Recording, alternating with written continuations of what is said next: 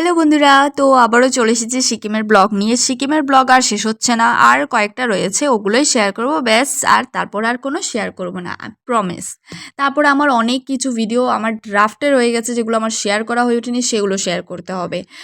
তো এবার এখানে আমি তোমার সাথে শেয়ার করছি যে আমরা নেক্সট ডে কোথায় গিয়েছিলাম। নেক্সট ডে আমাদের ছাঙ্গুলেক, নাথুলা পাস এগুলো যাওয়ার আমাদের কথা ছিল, তো সেই হিসাবে আমরা বেরিয়ে গিয়েছি। আর তোমাদেরকে আগের দিন বলেছি যে আমি আগের দিন প্রচণ্ড শরীরটা খারাপ হয়ে গিয়েছিলো। তো এখানেও আমার সেমই সিচুয়েশন হয়েছে, বাট অনেকটা লেটে গিয়ে হয়েছে। আর যেহেতু অনেকটা টাইমের রাস্তা ছিল, প্রায় 5 ঘন্টার মতো রাস্তা ছিল, 5-4 ঘন্টা এরকম হবে। তো হ্যাঁ, 4 ঘন্টার মতো রাস্তা ছিল, 4 ঘন্টার মতো রাস্তা ছিল। এবার হলো যে বেরোনোর সময় এত ফগি ওয়েদার, এত সুন্দর ওয়েদার, ওটা জাস্ট এনজয় করতে করতে আমরা কিন্তু অর্ধেক মানে 2 ঘন্টার রাস্তা পার করে গেলাম। তারপরে গিয়ে আমার একটু শরীরটা খারাপ হয়ে গেছিলো। এখানে জাস্ট ভিউটা দেখো, এখানে ভিউটা দেখলে কে না মুগ্ধ হবে ভাই।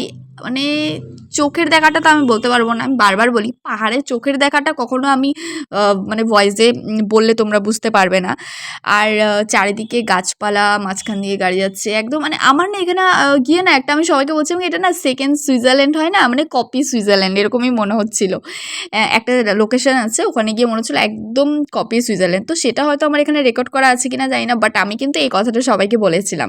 তারপর আমরা এখান থেকে ব্রেকফাস্ট করেছি যাওয়ার পথে, যেহেতু আমরা কিছু না খেয়ে বেরিয়ে গিয়েছিলাম। আমরা ভোর 5টা বাজে উঠেছি এবং 6টা বাজে বাড়ির থেকে বেরিয়ে গিয়েছিলাম, মানে হোটেল থেকে বেরিয়ে গিয়েছিলাম, সরি।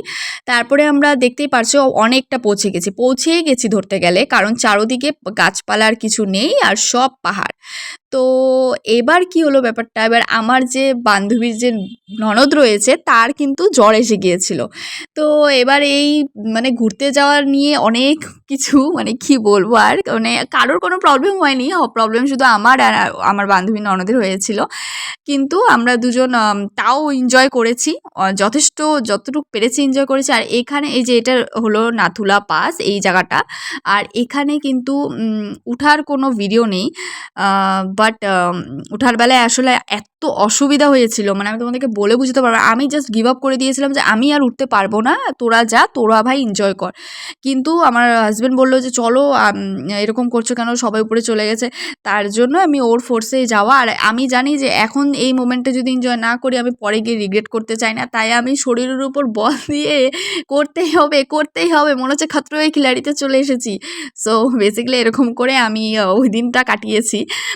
তারপরে আমরা, এটা নামার বেলায় ভিডিও, বাট আরও একটা ক্লিপ আছে যেখানে আমরা নাথুলা পাসে উঠে যেখানে বরফ ছিল সেই জায়গাটাতে গিয়ে ভীষণ এনজয় করেছে আমি আর আমার হাজব্যান্ড। মানে ও আমাকে মারছিল বরফ, আমি ওকে মারছিলাম, বাট বরফ তো ছিলই না, একটুখানি ছিল। সেখানে মানুষে পাগলের মতো, মানে কি বলবো আর, সেটা আমি এখন এক্সপ্লেন করতে পারবো না। আর এখানে দেখতেই পারছো আমি আর আমার হাজব্যান্ড কিন্তু প্রচুর কর্পূর শুকছিলাম, বাট এদের দুজনের কর্পূর লাগছিল না। এরা মানে অনেকটা পরপর, মানে অনেকটা টাইম, মানে ওরা গ্যাপ নিচ্ছিল, বাট আমি শুকেই যাচ্ছিলাম। আসার সময় দুপুরের লাঞ্চটা আমরা করে নিয়েছিলাম, আর আমি কিন্তু নুডলস নিয়েছিলাম, আর এরা সবাই ভাত টাত নিয়েছিল আর কি। আর তোমাদেরকে বলে দিই, মে এপ্রিলেই কিন্তু গেলে তোমরা যদি যাও নাথুলা পাস বা ছাঙ্গুলেক, এখানে কিন্তু অক্সিজেন পাম্পটা লাগবে অবশ্যই, কারণ আমাদের কর্পূর দিয়ে হয়ে গেছে কিন্তু সবার হবে না। তো আসার সময় আমরা কিন্তু ওয়াটারফলে গিয়েছিলাম, আসার সময় যে ওয়াটারফলসটা ছিল সেখানে দাঁড়িয়ে কয়েকটা ফটো তুলেছি। তারপর আমাদের হোটেল যাওয়ার পালা। আর হোটেলে গিয়ে এত শরীর দিবে না এটা জানাই ছিল, কারণ আমার অলরেডি শরীর অনেকটা খারাপ লাগছিল।